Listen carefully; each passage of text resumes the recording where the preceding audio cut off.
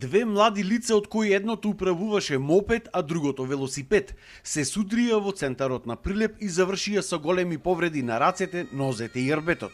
За многу кратко време пристигнаа екипите на полицијата, противпожарната служба и итната помош, кои што им помогнаа на повредените.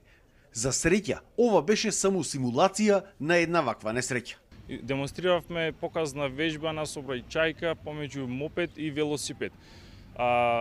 Целта на нова демонстрација беше да видат граѓаните дека нашите служби можат да интервенираат брзо и ефикасно при случај на живото загрозувачка ситуација.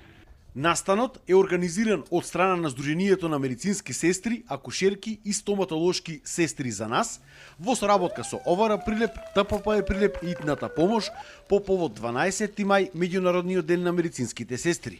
Пред се целта на настанот е да се сврти вниманието кон оваа професија, за која што медицинските сестри бараат подобрување на условите. Само во Прилеп не достигаат 20% од потребниот број на медицински сестри. Бидејќи не се доволно платени, не се доволно почитувани, се деградирани во општеството и во професијата, се соочуваме со сестри кои што долги години работат со договор на дело, бараме тоа да се укине и ниските плати. Конкретно би спомнала исто така за примарното здравство, дека сестрите не се доволно почитувани, не се доволно ценети, работат 90% од колешките на минималец.